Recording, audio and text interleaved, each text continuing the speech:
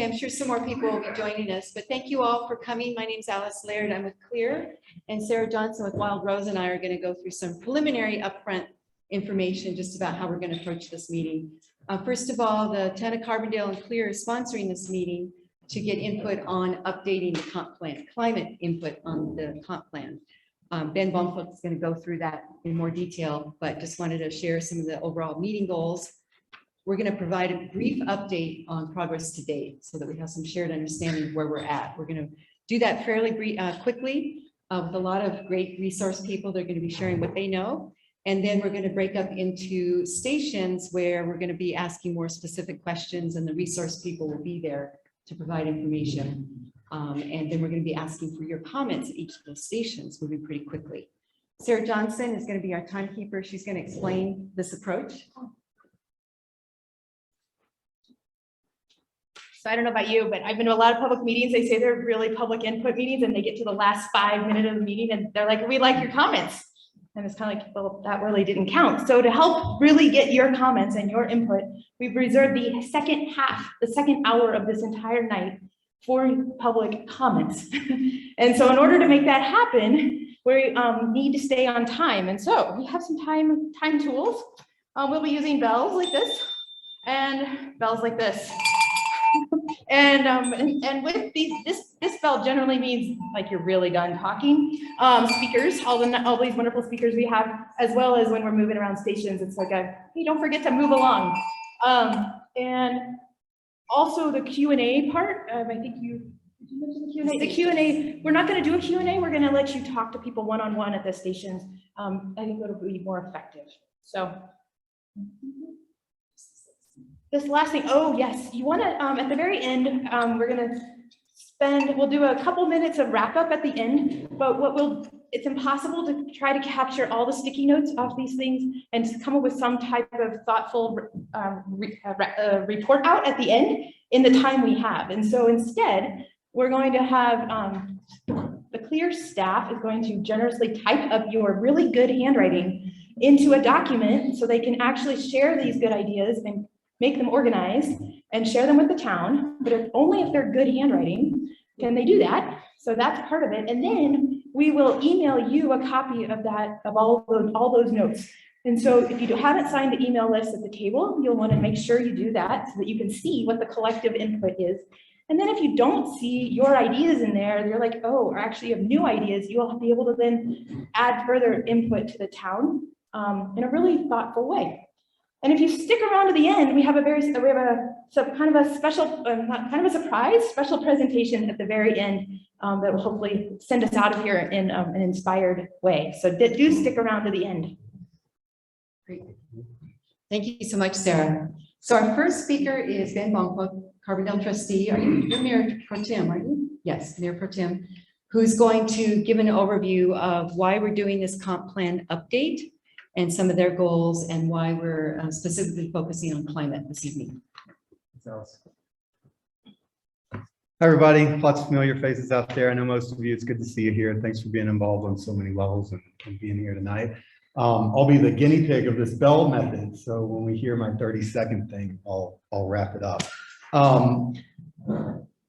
For what Alice asked me to do is just sort of put this in context of what is a comprehensive plan, why are we updating it, and really I think it's important tonight to differentiate between the kind of climate statements that would go into the comprehensive plan versus the kind of climate statements that would go into our climate action plan, because they're two pretty different documents. So this whole thing is not the comprehensive plan. That's the Unified Development Code and the comprehensive plan from 2013 is our current comp plan. So it's 8 years old. A lot of us that I see tonight were involved in the creation of that. It was about a 2-year process. We had a really outdated comprehensive plan then.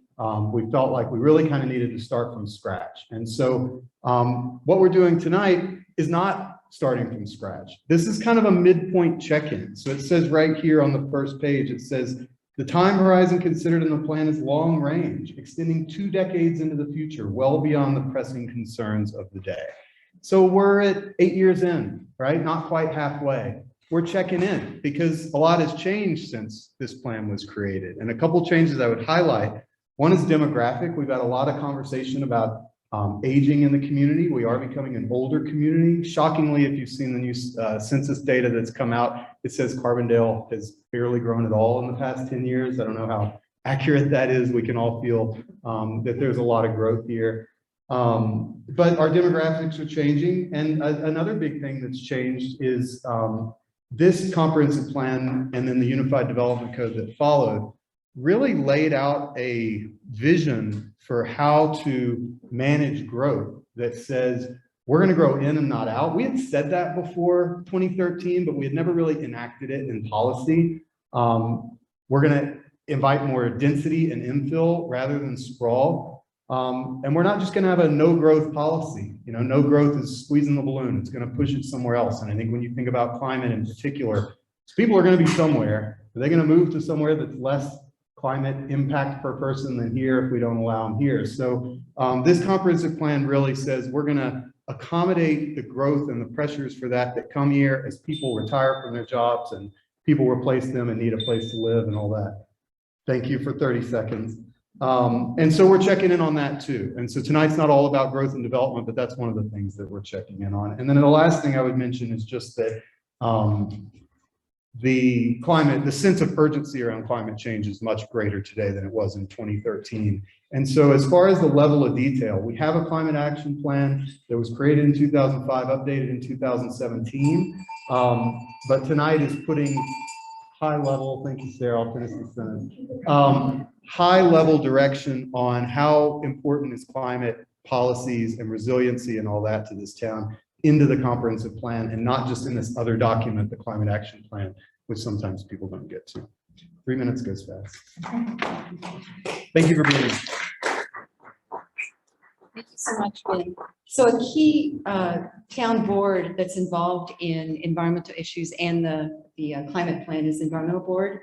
Anyone who's on the environmental board who has been on the environmental board previously, could you please stand up? Yes. How about current one? How about current ones first? Sorry. And then people who've been involved before. So a lot of people. So just wanted to acknowledge all these people that give a lot of their time to the environmental board. And Colin Quinn is the chair. He's going to say a few words. One note, this meeting is also being Zoomed. There's a whole, I don't know how many people are attending via online, but just wanted to give you a heads up that that's one of the things we're dealing with. Right. Great, thanks, Alice. And first of all, I want to thank CLEER for putting this event on. This is a very important topic, and it's great to have CLEER in our community to be able to do this. I'm going to be really brief. As Alice said, I'm the chair of the environmental board. For those of you who aren't familiar with the town's environmental board, what we do is we work with the town and with the community on environmental issues. Right now, I think we're at a really critical time. Ben kind of highlighted what the comprehensive plan is all about. The comprehensive plan will guide what our town looks like in the future. So what I want to do is just really encourage community members to say what you think our town should look like in the future and really think about action-oriented ideas. From the environmental board's perspective and from my perspective, climate change and the climate crisis is the most pressing issue that our community should be addressing. So I think that this is really timely. Thinking about growth and how we should grow, I encourage you to think about how our growth impacts climate change and how we can be more resilient in the face of climate change. And as been highlighted, that some things have changed the last 8 years. We're seeing the impacts of climate change much more than we did 8 years ago. I feel like I'm preaching to the choir a bit, but in the West, we're in the middle of a drought. We just had one of the hottest summers on record. So again, just think about these things as we're developing the comprehensive plan. And yeah, I think that's it. I really encourage folks to go around to the stations and say what you think should be included in each aspect of the comprehensive plan. And without community input, I don't think we're going to have as strong of a plan. So thanks for being here.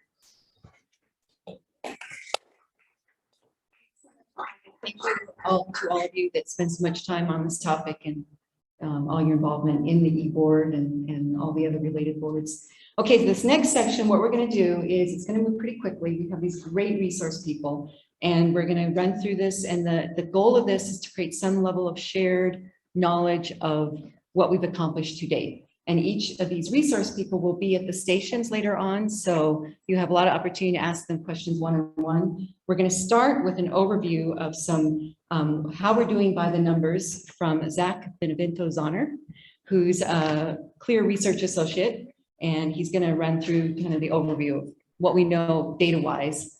And we could probably spend a whole hour on that. Patrick Hunter, we hope we welcome your questions later on after one-on-one with Zach. But here, we're going to come up. I'm going to give this to you. All right, hello everybody. So I've been working on this for about a year now.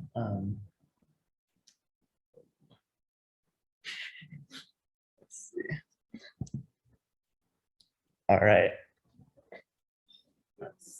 Yeah, that'd be awesome. All right, so we've been working on this regional inventory for about a year. It's been with 3 different counties, Eagle, Pitkin, and Garfield. And then we've also gotten data for Carbondale.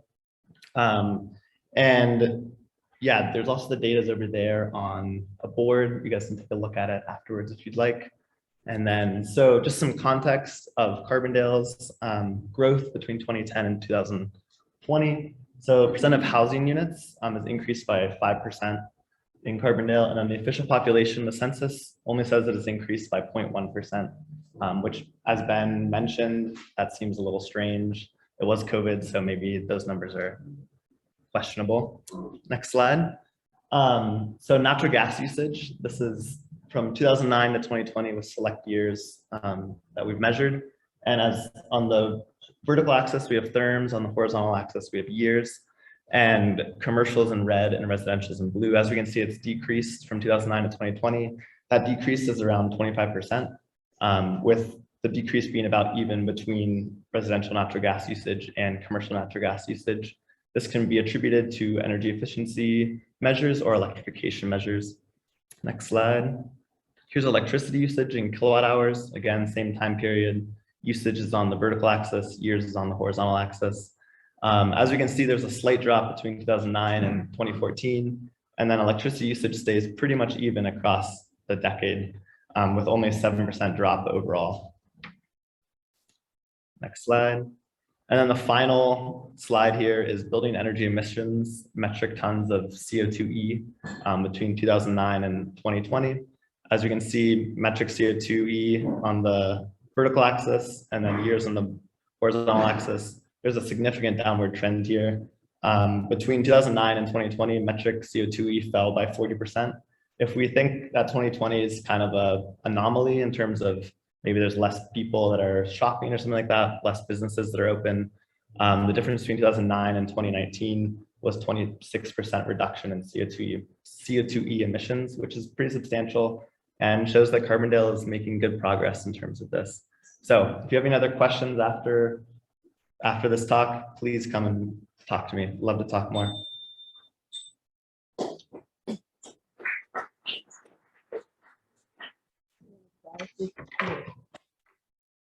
We're going to try to make it take a while. This little.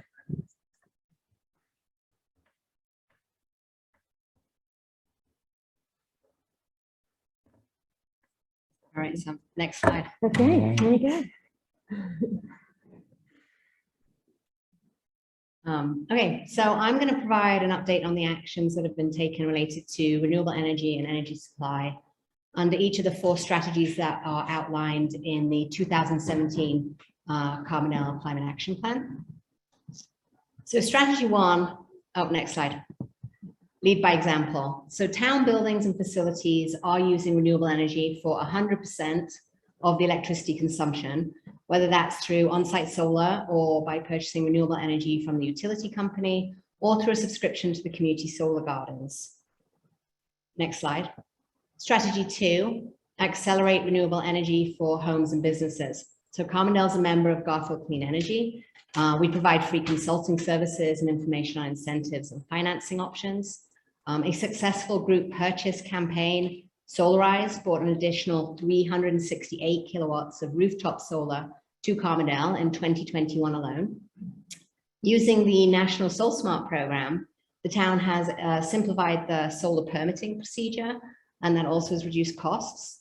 More needs to be done on equity and expanding renewable energy opportunities to low to moderate income households, especially in rooftop solar. There are currently programs through the utility companies for income qualified families to receive low-cost energy from community solar gardens, but those are limited, so we need to expand there too. And then renewable energy requirements are included in codes for new construction, and the adoption of a code roadmap recently will ensure that these requirements get more stringent over time. Next slide. So this strategy is related to the desire to be innovative and push the envelope on what's possible. And so the idea of the zero energy district is to look at an area that includes both commercial and residential uses, and then try to figure out a path forward to convert all of the buildings to be carbon emission free or net zero energy.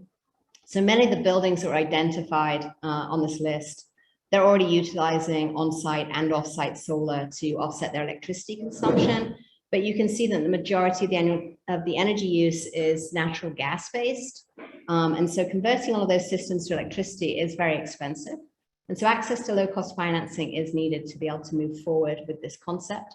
So while we're trying to figure that out, Third Street Center is applying for funding to add battery storage to the existing solar as a first step to developing a microgrid in this area.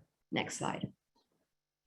And then strategy 4 is about working at a regional level to increase renewable energy uptake, both on the distributed level, so rooftop solar, community solar gardens, and also within the grid energy supply. So the town is an active member of Colorado Communities for Climate Action, advocating for stronger state and federal climate policy. And then CLEER also works directly with COSA, the Colorado Solar and Storage Association, on their policy committee, as well as with our state and federal legislators and the relevant state agencies. And so this includes Colorado Energy Office, the Office of Economic Development and International Trade, OEDIT, and the Office of Just Transition. Next slide.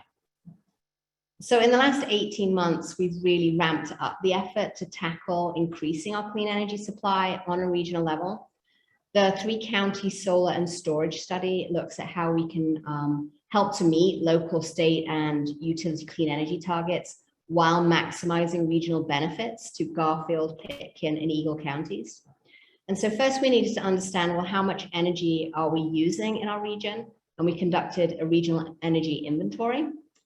Buildings and industry in Garfield, Pitkin, and Eagle counties used 1.86 million megawatt hours of electricity in 2019 at a cost of $186.5 million.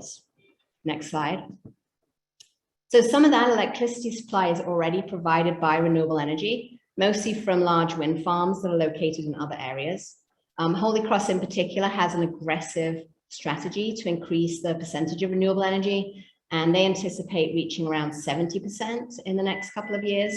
But in spite of all the community solar garden developments in our region, I think we have around 8 megawatts right now, and another 32 megawatts are contracted within the next 2 years. And we also have 24 megawatts of net metered solar. But in spite of this, we found that actually less than 1% of the regional electricity use is being provided by locally sited renewable energy systems. Next slide. So to think about like how we could do more in our region to help meet those goals, we wanted to find out what is the regional potential for community scale solar and storage. And this means systems that are sized between 1 and 15 megawatts and located on the regional distribution grid. And so we developed a map of all of the feasible sites in our region, and we found that taking into consideration all of the constraints of land topography and land use in general, and the constraints of the electric grid, there is a technical potential to develop a further 431 megawatts of solar in our region just on land sites. Obviously, there's also the technical potential on rooftops. And this was further then reduced by regulatory and utility policy constraints and economic competition. And this led to a market potential of 232 megawatts. So if we were to develop this potential regionally, we could increase the percentage from 1% to 23% of our regional electricity use. Next slide. So obviously reaching the 100% clean energy goal on our electric grid, it's far more complex than just building more renewable energy resources. There are significant barriers that need to be addressed. We need to expand access to storage and also increase the ability of utilities to manage demand in order to effectively balance supply and demand on the grid. Regulatory issues at the state and federal levels also need to be addressed. There's a lack of joint planning on transmission. There's a lack of access to the transmission infrastructure and to energy markets. There's a lack of investment in grid infrastructure. The fragmentation of our grids in the Western United States are an issue. We need more low-cost financing and funding sources. So all of this is standing in our way of making a 100% clean energy transition. But having said that, these are all known issues that are being discussed and addressed at the utility, state, and federal level. And so hopefully we will have the political will to resolve these issues. Next slide. This is my last slide. And so doing that could lead to an increased market potential and all of the benefits that locally sited community scale solar and rooftop solar can bring to our region. And those include both economic and then benefits in terms of energy resiliency and reduced emissions. Next.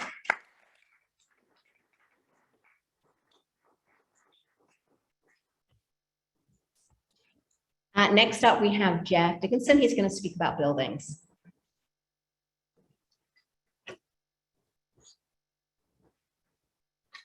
Put the next slide up. I'm going to give a little bit of the history about what we've been doing over the last 20 years or so, and talk about some of the climate goals that we have already and some of the history, and then some of the actions, and then some of the opportunities and barriers that we have.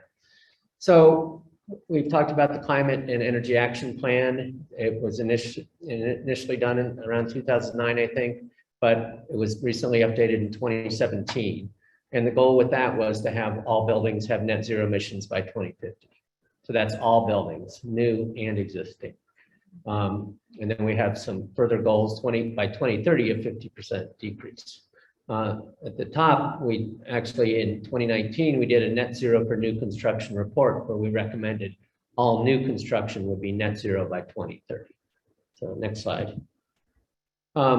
So the initiative history, we've been working on this a long time, since 1989. We founded the Environmental Board, and then we started to adopt some of the green building codes. The first climate action plan, actually 2006. And we've been ramping up not only our renewables and our energy portions, but also the green building portions as well. Again, updated that climate action plan. And we, in this time, and actually in 2013, we adopted some mandatory renewables for commercial buildings, 10% renewables. And a few years later, we did the residential requiring mandatory renewables for residential. So always ramping up the renewable portion and the green building portion. So next slide.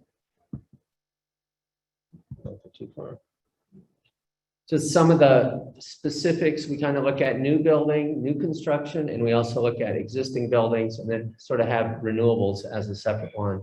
And Catherine really covered the renewables, so I won't go into that a lot, but really the actions we're taking on new buildings are to strengthen those codes and provide technical design review, including those mandatory renewables, kind of ramping that up. And we've created a path to net zero by 2030 for commercial. We haven't done that for residential. That'll be the next section we need to start to update. And again, CLEER has been doing a lot of this work as far as existing buildings, energy coaching, strategies, and rebates, and really getting in. And that's really, I think the new buildings are kind of the low-hanging fruit. We've covered a lot of the low-hanging fruit. Now the existing buildings are a lot tougher. We'll talk about some of those barriers, but really getting into those existing buildings really requires a lot more hands-on work. And in the renewables, providing that energy, the coaching to get people to understand the opportunities for renewables on their buildings, and then technical support, and then also helping people with financing. Next one. This is more of a little bit of a breakdown. I mean, we're talking about energy coaching, mandatory PV for residential. Currently, we have 10% renewables for commercial. And we're actually, the recommendation from the trustees is to go to 25% this year in the next round, and then again up to 2030 up to 100% by 2030, sorry. So energy coaching via the, like you've probably all seen the Energy Navigator, which was developed at CLEER as well, really helps buildings, commercial and municipal buildings, look at what they've been doing how they're, if we put in a smart system and it's not run right, the Energy Navigator will allow the building users to understand how that works. Let's see, performance contracting was a big thing we did about 10 years ago. Got into, we had a plan through the state to go into commercial, municipal buildings and do some retrofits that paid for themselves. And that helped a lot. I mean, I was impressed to see the numbers that Zach presented. So we have been making progress, and it's all these kinds of things. Also getting into schools, working with the schools. You've seen a lot of active energy management there. You've seen the large array out at the high school. So again, getting into each of these buildings, tackling those large buildings. I mean, the 3rd Street Center is a great example over it's actually a net energy provider with all the PV. Go ahead to the next. Some of the opportunities and barriers. So we all would like it to be all renewable right now. Let's go all the way. But what are the steps we can take? So opportunities, we can tighten these energy codes. We can keep increasing the renewable requirements, eliminating natural gas from buildings, continuing education and coaching, creating a mandatory requirement for existing buildings, and then providing financial incentives. That's going to have to be from the town, the state, and hopefully nationally. And then the barriers, financial, emerging technologies are a little slower to catch up. I had a conversation today about heat pumps, and people are like, oh, they don't exist. Well, yes, they do. They're coming online, but it's a little slow. So we're getting there. And getting the workforce to get involved and get trained and retrained. Existing buildings, again, that's our big challenge. So, okay, thank you. Yeah, and also I point out that all those dates, that timeline that Jeff shared, Jeff has been involved all along. So huge leadership and commitment on Jeff's part and all the history. So our next speakers are David Johnson and Jason White, the RAFTA planning team, and Stefan Johnson.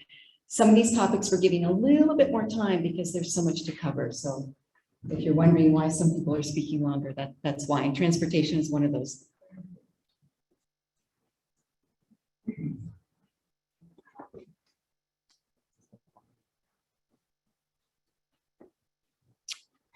Thanks, Alice. And so transportation gets a few more speakers because it's a huge topic. In 2018, transportation became the largest source of greenhouse gas emissions nationally. And then recently in Colorado, it also became the largest source of emissions. I believe the last time we did a greenhouse gas inventory for the Climate Action Plan, transportation accounted for 45% of total emissions with the town of Carbondale. So a huge chunk. And so, in terms of the strategies for decarbonizing transportation, there's really 2 key categories. We have to accelerate the adoption of zero emission vehicles as fast as possible. And we also have to work on reducing vehicle miles traveled and improving multimodal access. The data is very clear that you cannot get to a fully decarbonized transportation sector unless you take both approaches. So I'm going to be speaking a little bit about the adoption of zero emission vehicles, and then Jason is going to talk about what we're doing to improve multimodal access. Next slide, please, Zach. And so those topics, as I outlined, electric vehicles, RAFTA's environmental benefits, boosting transit ridership, problem solving first and last mile mobility, and building on Carbondale's climate, bike culture, and infrastructure. Next slide, please. Charging infrastructure is one of the key barriers to accelerating that adoption of electric vehicles. And the town of Carbondale has really been a leader in this area in terms of deploying charging stations. In the late fall of 2019, the town installed its first DC fast charging station, which is over by the Holiday Inn on Cowan Drive. That is a station that really makes it doable to have an electric vehicle if you're a visitor or if you're a local and need to get a fast charge and in a hurry. In addition to the DC fast charger that we have a lot of level 2 stations around town, and those are pretty much all free to use. So switching to an electric vehicle, if you live in Carbondale, is a great way to save on the cost of fuel.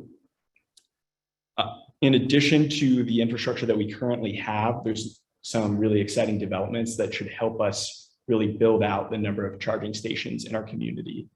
And one of those is the new rebates available from Xcel Energy. So the Public Utilities Commission recently approved Xcel to spend a boatload of money, $110 million, going towards the adoption of EVs in the state. And so if you're a resident and want to add a level 2 charger to your home, there's a rebate for that. And if you're a commercial property developer, there's also a rebate for that. The Town of Carbondale is also looking at an EV ready building code for new construction. This will be essential for all the new growth that we're seeing in our community and make sure that we're prepared for high adoption rates of electric vehicles in the future. Next slide, please. So the other side of increasing electric vehicles is, of course, the vehicles themselves. So there's currently 390 electric vehicles registered in Garfield County. This is a tiny percentage of our overall fleet, to be sure, but compared to lots of other rural counties in the state and beyond, we're doing quite well on EV adoption.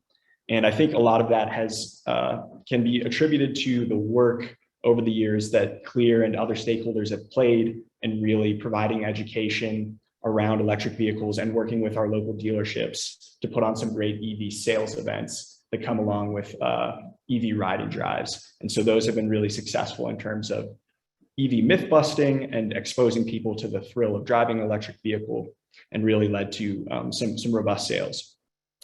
Next year, Colorado is going to have a ZEV mandate. That means dealers will sell more EVs. There's a lot of electric SUVs and trucks hitting the market soon, which is pretty much everything that everyone buys. So for everyone, I would really encourage you, make your next vehicle electric. And that's an essential part of decarbonizing transportation.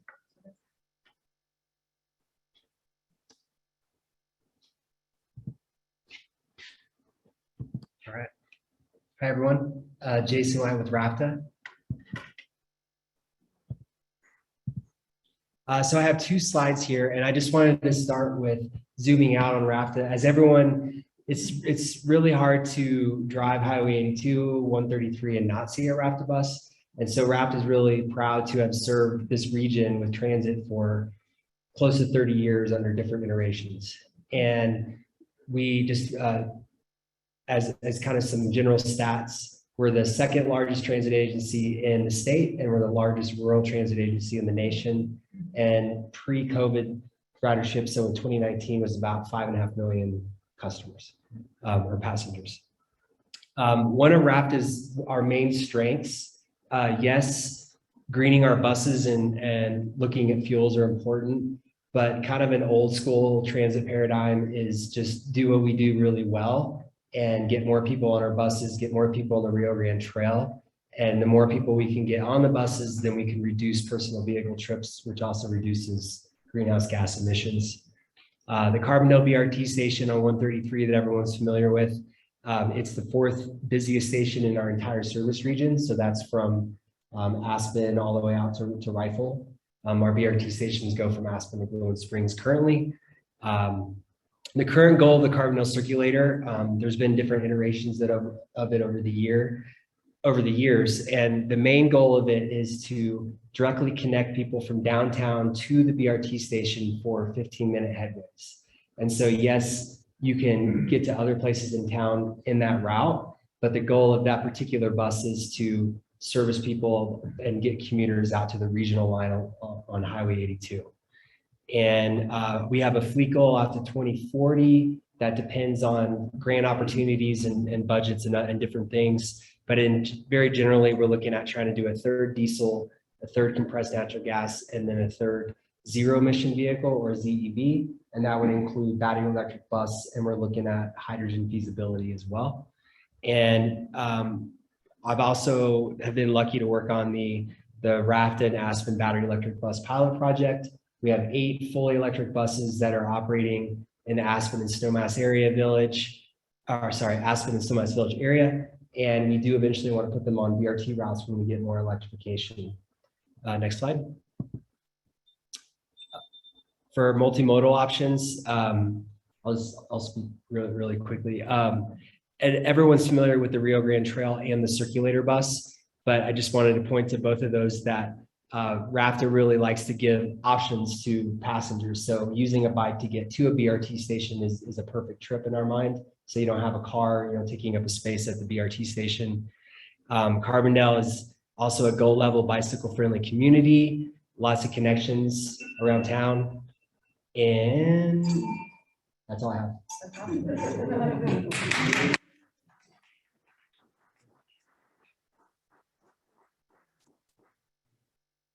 Thanks so much, Stefan and Jason. I was looking for David, sorry. Next speaker is Alyssa Rindell with Evergreen Zero Waste, speaking on waste and recycling. Hi, everyone. Nice to see you. You can go to the next slide. I guess let's see what shows up. Yeah. I was just introducing myself, Alyssa with Evergreen Zero Waste. We're a public benefit corporation here in town with the mission of improving waste diversion and to facilitate waste diversion projects in the region. Next slide. Thank you. So waste was mentioned in the previous comp plan, and I'm just going to go through the major recommendations that were come up with at that time, and we'll discuss that at the table as well as people want to bring up their ideas. But strategy one was to lead by example. This is at the town level to practice reducing, recycling, and composting, and a lot of this has been incorporated. If you go to Third Street Center or Town Hall, you'll see the tri-stations for compost, recycling, and trash. And then throughout town, we do have the recycling bins downtown paired with a trash bin. And so you just want to make it accessible. And events on town property are encouraged to be zero waste. And another, what I thought was really exciting is the position of Fisha McBride. She is like the trash and recycling admin at the town hall, and they just never had anybody in that capacity previously. So we do have somebody that we can ask our recycling questions to at the town level. Next slide. Strategy two, decrease the amount of recyclable, compostable, and reusable materials entering the landfill by making recycling easy, convenient. So this led to the single hauler system that was chosen in 2019. This also led to single stream recycling being bundled with trash prices and a pay-as-you-throw pricing system implemented. With this, 2020, the recycling rate for the town of Carbondale was reported at 25%. Which is really great for the state of Colorado. State average is just under 16%. So we're doing great in that regard. Another suggestion was ensure everyone has the opportunity to compost at home, at work, and everywhere else they go.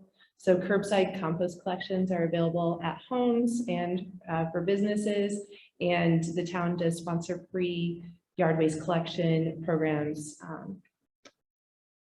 on the weekends, on some weekends. Next slide. Strategy three, reduce waste by expanding reuse and repair initiatives. Suggestion was increase the salvage and reuse of construction and demolition waste. This is something that is currently being looked at again. We have been following the International Green Construction Code, requiring 50% of construction waste to be diverted. But this is actually a really great example of playing to what we have available at the regional level, because we don't necessarily have easy to access diversion opportunities for the C&D waste. So it is being looked at again, and maybe to bring it down to a more manageable percentage for commercial sector, just because the 50% was tried, but just found to be a little bit unrealistic. So we're going to go to maybe 25% here in the future. But again, this is something that you look at, and there was actually just an article today about a new recycling facility for construction and demolition waste being approved in gypsum. So if that gets approved, then we might be able to raise it again. So again, you just have to be aware of what we have available locally.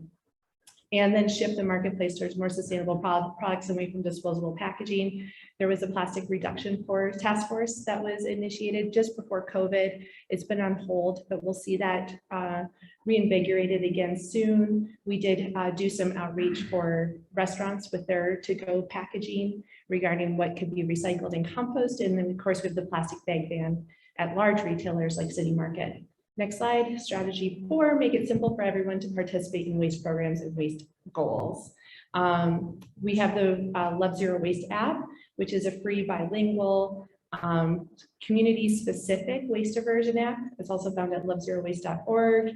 And we also have programs where people can volunteer, like Mountain Fair. And thank you. Join us.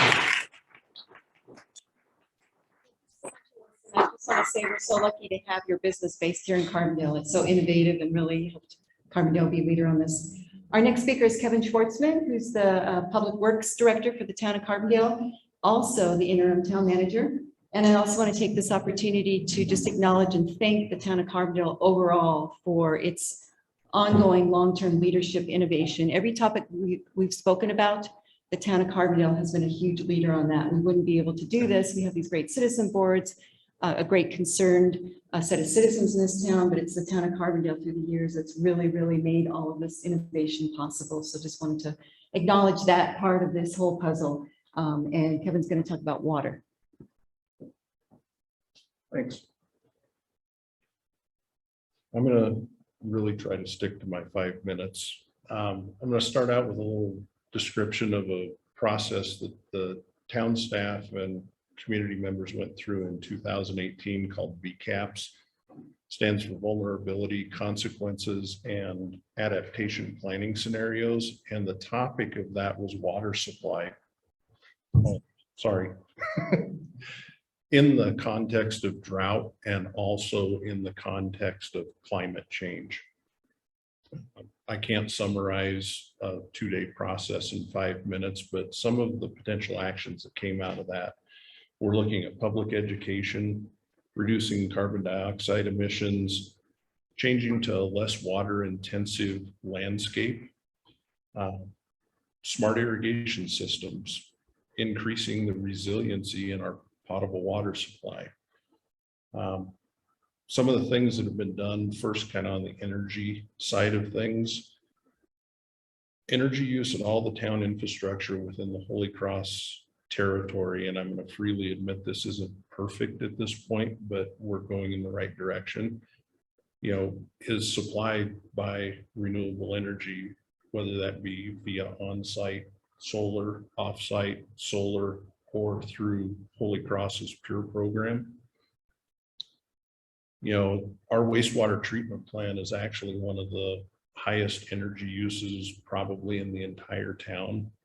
That is in the Holy Cross territory, but we continue to look at potential changes that can be made down there to either incorporate renewables on site or near the site, and you know, potential opportunities for maybe even storage solutions down in that area of town. We're getting ready to kick off our Nettle Creek Hydro project, which is basically taking the water that comes into our Nettle Creek treatment plant and using that head pressure that has just been dissipated over the years to actually generate electricity.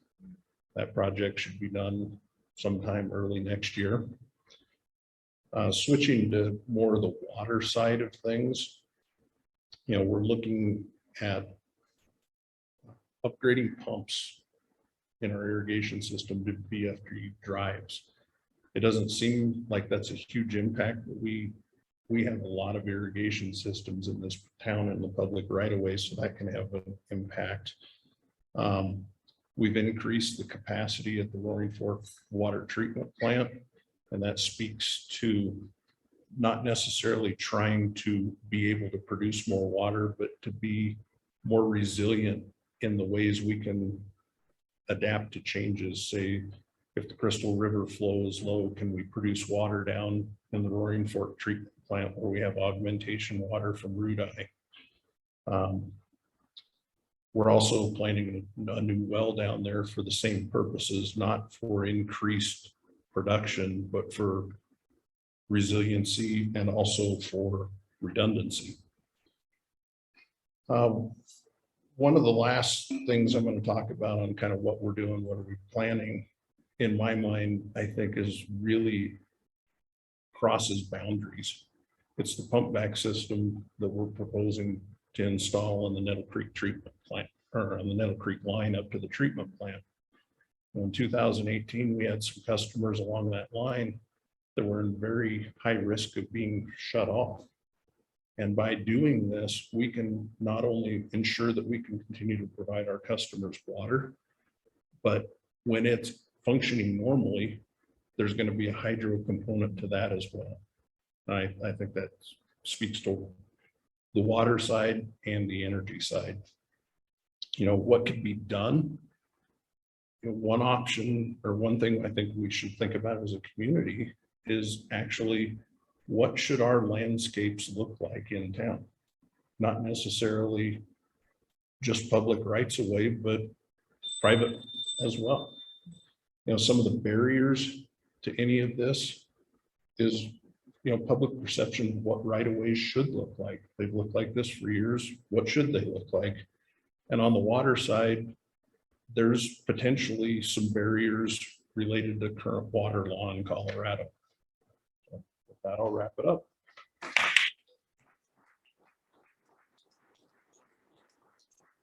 So much, Kevin. Our next speaker is Geneviève Villamizar. Did I say it right? And I didn't get a chance to get your full background, so I'm going to ask if you can share some of your background. Thank you so much.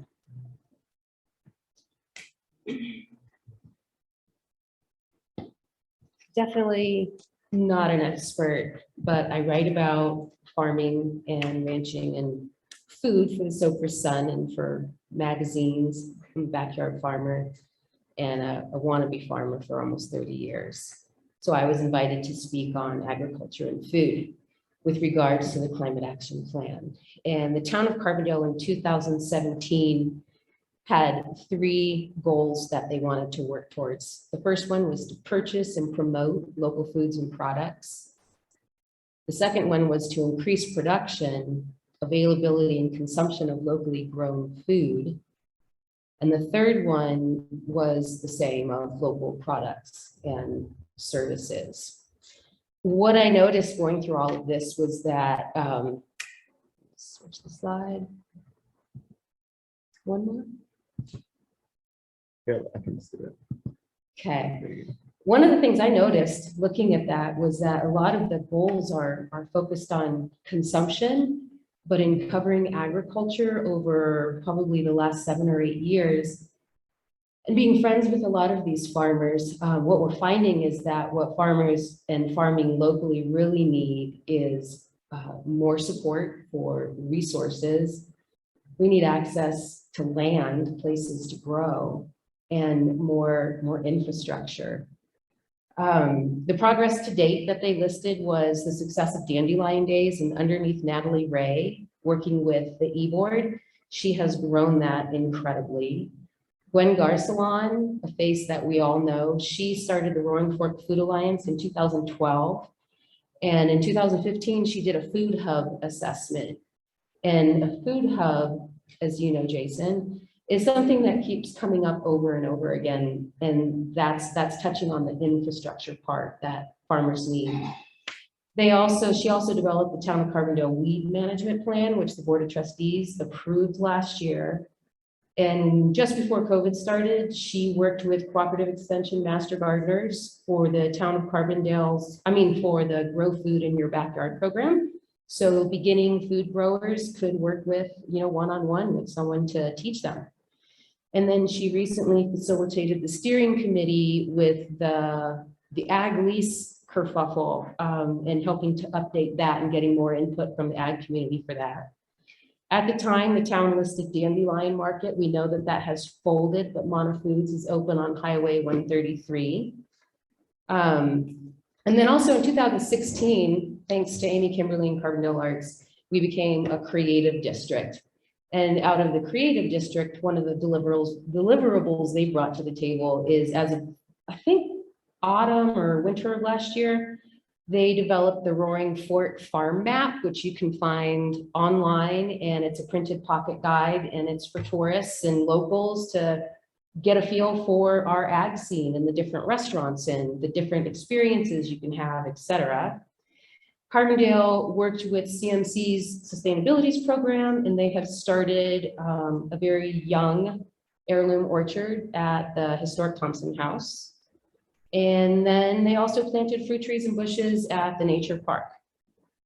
So getting back to number one, purchase local foods and local products.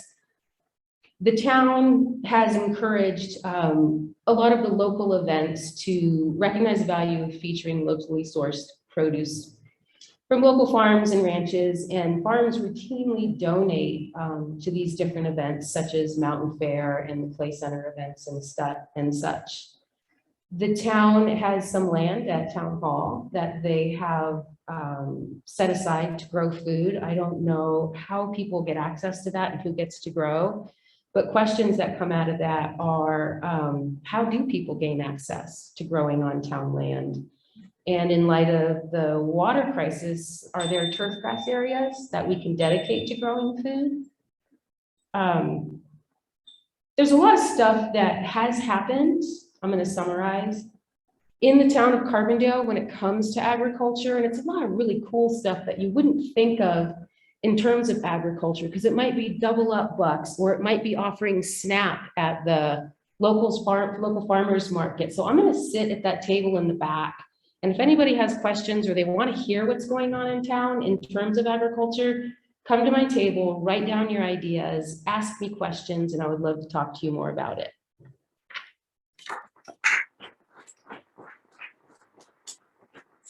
Thank you so much. That was fascinating. Our final speaker for this part is Dan Bullock, who's a long-time leader on trees and probably a founding member of the Carbondale Tree Board.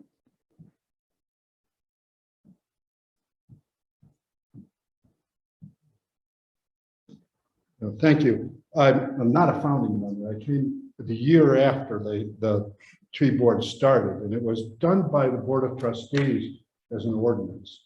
And I'm just going to read the findings of fact. Trees have a positive economic effect on the town by enhancing property values and making the town a more attractive place to visit and do business. Trees have a positive environmental effect on the town by reducing air pollution, abating heat, noise, glare, mitigating drainage, erosion problems, providing shade for streets and parking areas, providing wildlife habitat, and moderating local climate. Trees generally enhance the quality of life in the town, and it's really important. Since 1994, I believe we've come up with a number, about 500 trees have been planted in the public right-of-way. The tree board does review plans for planting in the public right-of-way. We're not reviewing plans for residential properties. We do review plans for commercial properties and that, but that's where we are with that. And in parks, we're also involved in parks. As Kevin brought up, water is our biggest problem. Our trees in this town need to be watered. We have found over the years that trees that are not irrigated for at least 10 years don't thrive. And it created some problems in the past. As you mentioned about the comprehensive plan, you're looking at 20 years. We're looking at trees that we're planting now, what the effect is going to be 50, 60 years from now. So do we want a whole bunch of Siberian elms? You know, some people love them, some people hate them. I'm kind of like, we've got them, let's love them. And that. So the trees that we're planting, we do have a recommended street tree list. Those are trees that we have found that are successful in Carbondale. Does that mean that it's set in stone. No, there's new trees coming in. Right now, we're not planting any ash trees because of the potential problem of the emerald ash borer. If the emerald ash borer came to Carbondale, we would lose about 170 trees because it will kill them. There's nothing to stop it. River Valley Ranch has actually a bigger problem because in their non-public areas and the right-of-way areas, they planted over 500 ash trees. And so they have a potential for a real loss of trees. And that's weird. I would just like to go to some of the positives and the challenges, and the challenges can become positive too. The town is committed to trees. With the Public Works Department, we have 2 arborists on staff. We're one of the few towns in this area that have 2 arborists on staff, and they do a terrific job. If you look around town right now, the condition of our trees, the maintaining of our trees has drastically improved in the last 10 years. And the town should, and everyone in this room should really be proud of that, supporting that. Like I say, the town is committed to that urban forest, and it is an urban forest. We're actually planting in a sagebrush environment. If you look at pictures of Carbondale in 1880, it was all sagebrush. There weren't any trees. So but it's good. Water is our biggest challenge. And Kevin brought that up, and we're aware of that. One of the things that we also emphasize is the right tree in the right place. All kinds of things that can go into that, and I'll be happy to discuss some of that. And that applies to homeowners and what they plant on their property too. It's a long-range plan. It's really looking 50, 60 years from now, what our town is going, tree-wise, is going to look like. And we make some mistakes and we make some good choices too, but we can learn from that. But we're really lucky that our board of trustees have committed themselves to trees, and really support in our public works has really, the budget has increased dramatically. If you look at the budget for trees, I think in 1994, the budget for trees was maybe $500. We're way over that now. And plus we have staff. Thank you. Thank you so much, Dan, and also thank you so much for all your work on these trees. It's really noticed compared to other small towns. So thank you so much to all the speakers. I think you guys did an amazing job with very short time frames, great info, very concise and all that. We wanted to have that part, again, to have some kind of shared understanding of all the great work and progress that's occurred in this small town. I'm kind of a cup is half full person, and climate is a very daunting topic. So we wanted to say what has been done, and compared to many small towns, I think there's amazing stuff, very, very great progress. And also this information is shared with the full acknowledgement that so much more needs to be done. We have a climate crisis, so we're in no way saying all taken care of. It's more like, look at all that's been done so we can learn from it, move forward. And that's the next step. So we have these stations organized by the topics that everyone spoke on. And we're hoping that you can visit at least 3 with a lot of attention. Try to hit all of them if you can, but hit at least 3 topics that you really care about. And we're asking you to share what is your vision. That's the kind of the comp plan language, sorry. Goals, what beyond what you've heard about should be done, and then also a bit on strategies and actions. That's the more specific stuff. But this is a really, really important part. We hope you can go around to each topic and ask questions, give your input. And Sarah's going to be ringing the bell about every 10 minutes or so, just to kind of get people moving along. I think it would be helpful. I think it would be helpful because you can't see the signs from where you're sitting, but you know so you know where to head to without having to walk in a big circle. So water is here, then there's energy, and then in the corner it says transportation, and then in the middle in the back is food, and then close to the cooler of sodas and is trees. Then we have waste over here by the fan and the tree, and then we have buildings in this corner, and then the e-board folk might just be circling around and being available if you want to talk to them. Hopefully that's helpful. And then one other comment, thank you, Sarah. One other comment, we have sticky notes and Zach is going to transcribe every single comment that's left on those sticky notes. So if you ever feel like sometimes your input is not heard, we have that mechanism in place. So write it down, it will be recorded. And then we'll be sharing it on a document online and it'll be given to Cushing Carroll for the comp plan update. And then at 7:45,